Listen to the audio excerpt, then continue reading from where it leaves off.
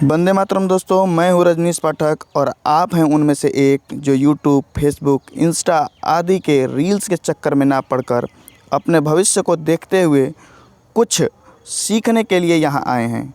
तो स्वागत है आपका मेरे इस ऑनलाइन प्लेटफॉर्म पर जिसका नाम है भविष्य निर्माण शिक्षण संस्थान।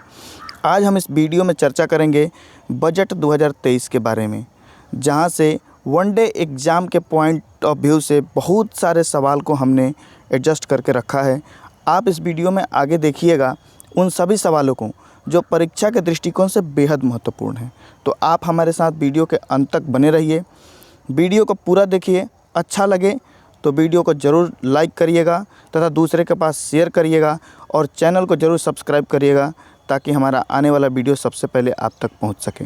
तो चलिए अपना बिना समय गंवाए हम शुरू करते हैं।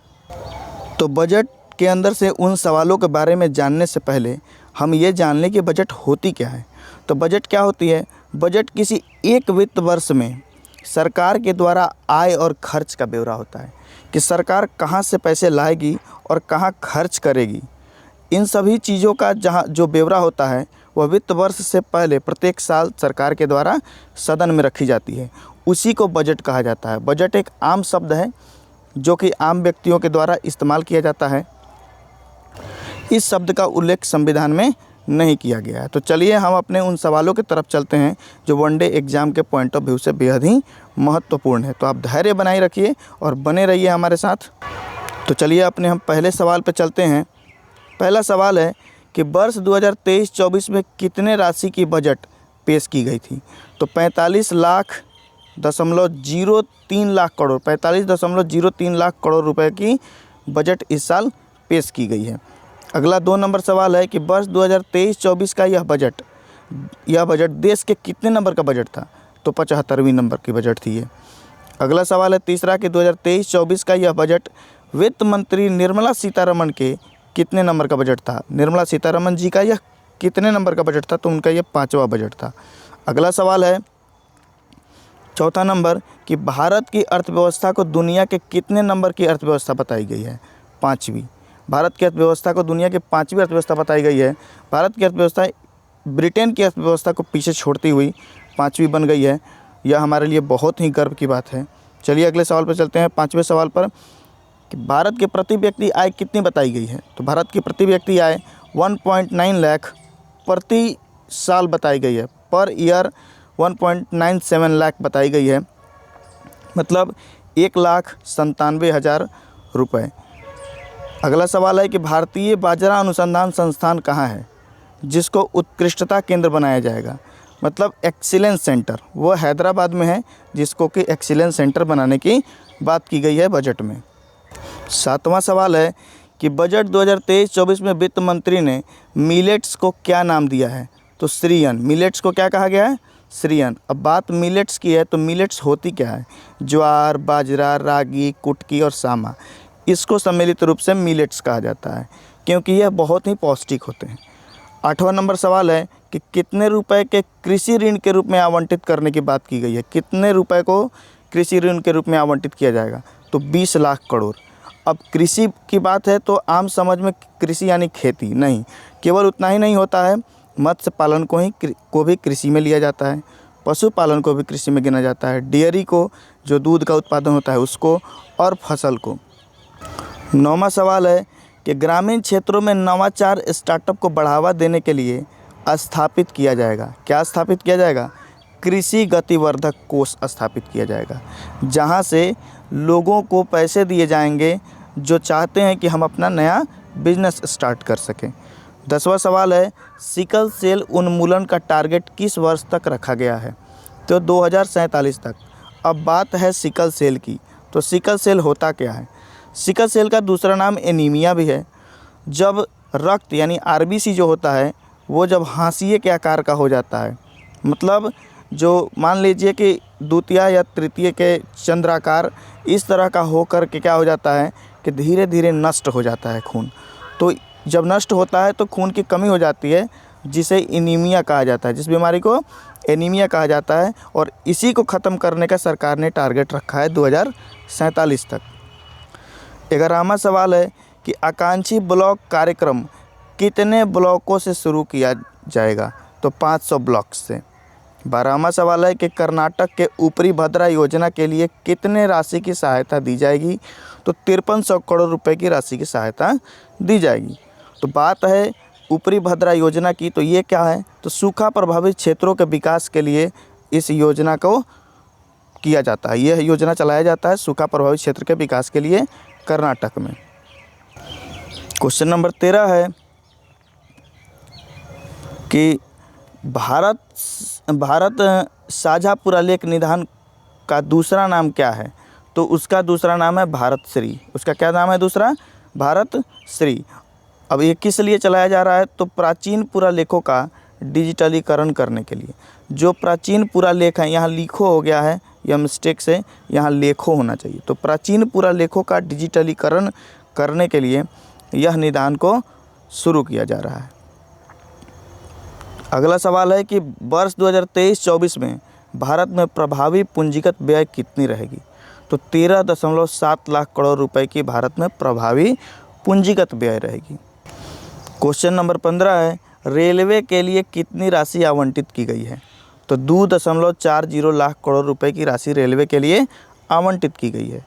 क्वेश्चन नंबर 16 है कि शहरी अवसंरचना विकास नीति का प्रबंधन कौन करेगा? राष्ट्रीय आवास bank, national housing bank, NHB। अब बात NHB की है तो इसकी स्थापना हुई थी 9 जुलाई 1988 और इसका मुख्यालय कहाँ है? हेडक्वार्टर वो न्यू दिल्ली है। तो शहरों में जो इंफ्रास्ट्रक्चर डेवलपमेंट के लिए जो काम किया जाएगा उसका मैनेजमेंट करने का काम यह बैंक करेगी। चलिए अगले सवाल पे चलते हैं। अगला सवाल है कि भारत सरकार के द्वारा किसके प्रशिक्षण के लिए आई गॉट कर्मयोगी मिशन शुरू किया गया है? तो सिविल सेवकों के प्रशिक्षण के लिए। अगला सवाल है कि कृत्रिम बुद्धिमत्ता यानी आर्टिफिशियल इंटेलिजेंस के लिए कितने केंद्र खोले जाएंगे? 3 केंद्र खोले जाएंगे। 19वां सवाल है कि 5G सेवा आधारित एप्लीकेशन के विकास के लिए कितने प्रयोगशाला का निर्माण होगा? 100 प्रयोगशाला का निर्माण होगा। बात 5G की हुई है तो पिछले ही साल 2022 में 1 अक्टूबर को भारत में 5G को लॉन्च किया गया। अगला सवाल है 20 नंबर कि अज्ञात नाम से आने वाली डाटा तक पहुंच बनाने के लिए कौन सी नीति लाई गई है? तो राष्ट्रीय डेटा नीति। इस नीति से जो अज्ञात मैसेज हमारे तक आते हैं उनको रोकने में सरकार को सहायता मिलेगी। अगला सवाल है कि निवल शून्य कार्बन उत्सर्जन नेट जीरो कार्बन इमिशन का लक्ष्य कब तक रखा गया है? 2070 तक। मतलब कि कार्बन को एकदम ही जीरो लेवल तक ले आना कार्बन उत्सर्जन का, जो कि प्रकृति को बहुत क्षति पहुंचाता है, तो उसका लक्ष्य रखा गया है 2070 तक। अगला सवाल है कि हरित हाइड्रोजन मिशन को पूरा करने का लक्ष्य कब तक रखा गया है? 2030 तक। क्वेश्चन नंबर 23 है कि PM प्रणाम योजना का उद्देश्य क्या है? भूमि में प्रदूषण को रोकना।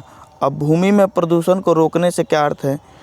जब किसान खेती करता है और अपनी फसल को उगाता है उस बीच तरह तरह के केमिकल खेत में छीटे जाते हैं, यूरिया, पोटास आदि बहुत सारे के चीज़ छीटे जाते हैं, जो फसल को उपजाने में तो मदद करती है, साथ ही साथ भूमि भी खराब होती है।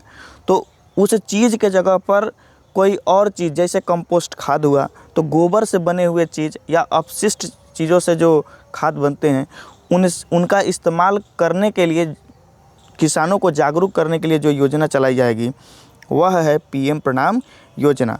अब परीक्षाओं में ये भी सवाल पूछ देता है कि PM प्रणाम योजना में प्रणाम में P का क्या फॉर्म है, P का क्या मतलब है? तो आपको बताना होता है प्रमोशन। तो इसको आप याद कर लेंगे, देख लेंगे, लिख लेंगे कि PM प्रणाम का फुल फॉर्म क्या होता है। तो promotion of alternate nutritions of for agriculture management, इसका ये फुल फॉर्म होता है। क्या? Promotion of alternate nutritions for agriculture management. 24वां सवाल है गोवर्धन स्कीम। तो गोवर्धन स्कीम के तहत कितनी अवशिष्ट से आमदनी संयंत्र लगाई जाएगी? मतलब वेस्ट टू वेल्थ। तो इसमें है 500, ये 500 ऐसे संयंत्र लगाए जाएंगे। अब गोवर्धन में गोबर शब्द है, इस गोबर का भी फुल फॉर्म है, क्या है?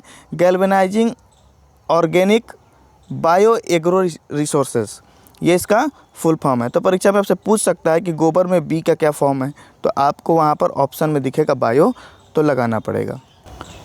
क्वेश्चन नंबर 25 है कि प्राकृतिक खेती को बढ़ावा देने के लिए कितने बायो इनपुट रिसोर्स केंद्र स्थापित होंगे, तो 10,000। कितने होंगे?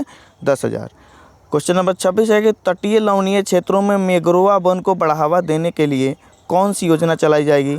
मिस्टी योजना। ये मिस्टी योजना चलाई जाएगी। अब लवणीय क्षेत्रों में मैंग्रोव वन, तो मैंग्रोव वन जो होते हैं वो लवणीय क्षेत्रों में, तटीय क्षेत्रों में पाए जाते हैं, क्योंकि उधर से जब समुद्री लहरें चलती हैं तो उनको रोकने का काम ये वन करती हैं। तो इनको बढ़ाने के लिए, इनको बढ़ावा देने के लिए यह योजना चलाया जाएगा ताकि तटीय क्षेत्र सुरक्षित रहे। 27वां सवाल है कि आर्द्र भूमि के संरक्षण के लिए कौन सी योजना शुरू की जाएगी? अमृत धरोहर योजना। और इस योजना का कार्यकाल है, समय सीमा है 3 वर्ष तक। अब चर्चा आर्द्र भूमि की हुई है, तो भारत में कुल कितने रामसर साइट हैं, अर्थात आर्द्र भूमि है तो 75। और सबसे ज़्यादा किस राज्य में है, तो तमिलनाडु में है 14। अगला सवाल है 28 नंबर कि वरिष्ठ नागरिक बचत योजना के तहत वरिष्ठ नागरिकों के बैंक में बचत राशि की सीमा 15 लाख से बढ़ाकर कितनी कर दी गई है? तो ये है 30 लाख कर दी गई है। अब 30 लाख कर दी गई है, तो पहले 15 लाख ही अपने बचत खाते में रख पाते थे, अब 30 लाख तक रख पाएंगे 60 साल से अधिक उम्र के व्यक्ति। 29वां सवाल है कि सरकार के आय की सबसे बड़ी स्रोत क्या है? तो सरकार के आय की सबसे बड़ी स्रोत है कर्ज। ये कर्ज लेकर सरकार 34%, 1 रुपये में 34% सरकार कर्ज लेती है, जो आय जहाँ से आते हैं उनमें। अगला सवाल की तरफ चलते हैं। 30वां और आखिरी सवाल कि सरकार किस चीज़ में सबसे ज़्यादा खर्च करती है? तो ब्याज में। जहाँ से सबसे ज़्यादा आय आता है उसी का ब्याज भरने में सबसे ज़्यादा खर्च किया जाता है। तो इतना पेशेंस और धैर्य से वीडियो देखने के लिए आपका बहुत बहुत धन्यवाद। आपका दिन शुभ हो। वंदे मातरम।